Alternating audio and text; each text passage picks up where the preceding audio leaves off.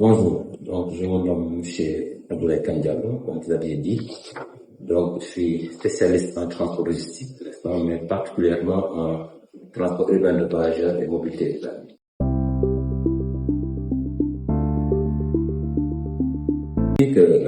C'est un déplacement de personnes et de marchandises dans une ville, associé à un mode de transport, par exemple mode routier, voie de véhicules particuliers, autobus, etc., incluant des infrastructures, comme des pistes, voies cyclables, autoroutes, voies de dégagement, pour satisfaire un besoin, par exemple, besoin loisirs, commerce, travail, études, etc.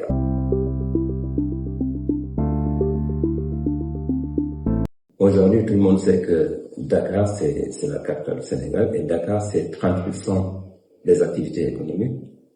Donc, tout est concentré à Dakar, donc, impérativement, il y aura des problèmes de déplacement. Maintenant, quel est le rôle de l'État par rapport à ça? L'État doit pouvoir faire la promotion des TPU, transport public de voyageurs, pour pousser les gens à aller vers le transport de masse, garer son véhicule particulier et aller vers les transports en commun comme dans les pays développés.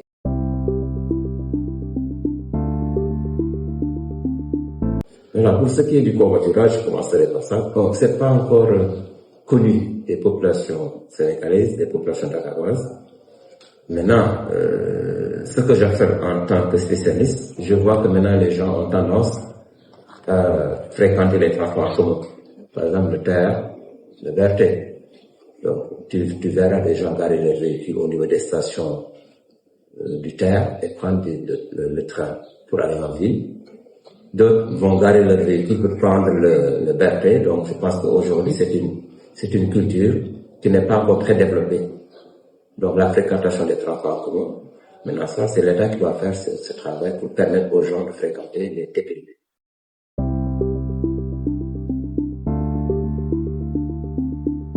Bon, aujourd'hui, la source du problème, c'est quoi? C'est une mauvaise planification routière, une mauvaise planification urbaine, un taux démographique qu'on parvient pas à maîtriser, et là, nous avons un étalement urbain.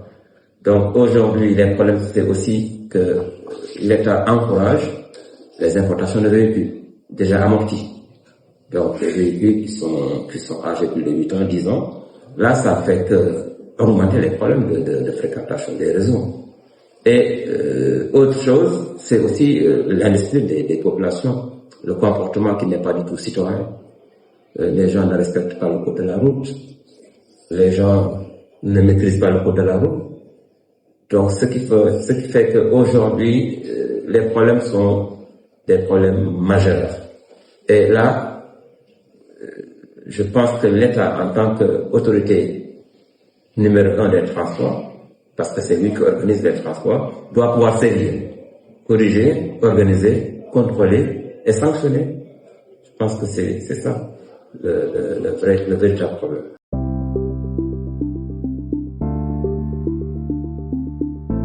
Bon, c'est vrai que dans la conception des espaces, déjà Dakar est trop étroit en termes d'espace. C'est comme un entonnoir. Si tu regardes la cartographie de Dakar, c'est très étroit. Maintenant, erreur, c'est trop dire, parce que l'État compte parmi lui des ingénieurs très qualifiés dans la conception des routes, dans la conception des voiries. Maintenant, ce qu'on peut déplorer, c'est qu'aujourd'hui, il n'y a pas un suivi. Lorsqu'on construit une route, une infrastructure de transport, il faut cet entretien, il faut ce suivi pour pouvoir adapter les besoins. Parce que les besoins sont dynamiques, c'est flexible. Donc aujourd'hui, l'État en tant qu'autorité organisatrice des transports doit pouvoir demander l'avis des populations, l'avis des usagers. Aujourd'hui, je donne un exemple. Lorsqu'on construit un autopont, une voie de dégagement, il faut l'avis des usagers. Ceux qui ont l'habitude de fréquenter ces voies. Ils pourront te proposer une idée pratique. une idée que lorsque tu prends ça en compte, ça pourrait peut-être régler un problème ponctuel. Je pense que c'est ça la difficulté majeure.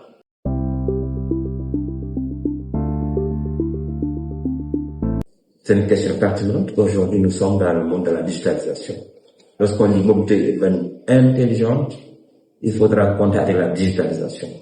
L'information voyageur. J'ai besoin de l'information avant de me déplacer. J'ai besoin de l'information pendant le déplacement. J'ai besoin de l'information après le déplacement. Donc aujourd'hui, tout ce qui est numérique, tout ce qui est digital, on en a besoin. Parce qu'aujourd'hui, on devrait dépasser là où on doit payer des tickets à l'intérieur des bus. Tout doit être numérique. Ce qui fait qu'aujourd'hui, c'est un achat téléguidé. Donc, la gestion des feux optiques doit être une gestion intelligente. Ce qui fait que, si c'est une gestion, par exemple, intelligente avec des feux optiques, on n'aura pas besoin que les policiers régulent. Donc, c'est seulement pousser les gens à être beaucoup plus disciplinés, respecter le code de la route. Et là, je pense que ça pourrait être une solution. Ou bien un début de solution.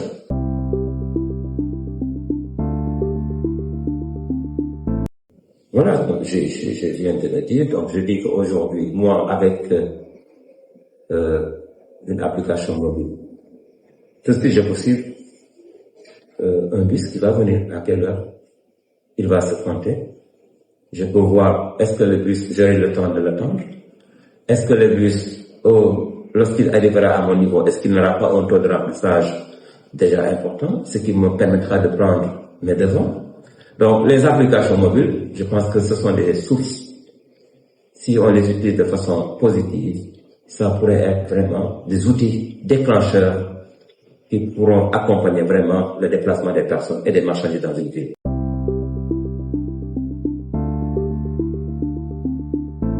Une mobilité urbaine inclusive, cela veut dire quoi?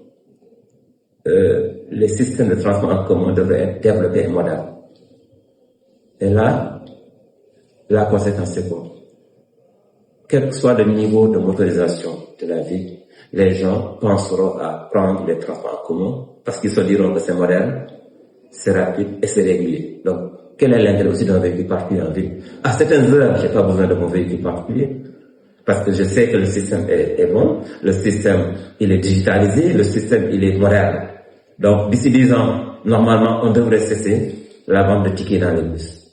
Ça on doit même pas penser à ça dans 10 ans. On doit pouvoir, à part de chez moi, je fais une commande. À part de chez moi, je sais, j'ai déjà acheté le ticket. Donc là déjà, le bus arrive au niveau de mon arrêt, je monte directement.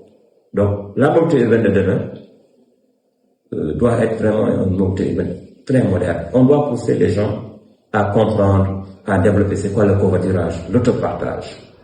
On doit pouvoir pousser les populations à avoir une culture de transport en commun, comme ça se fait dans les pays développés.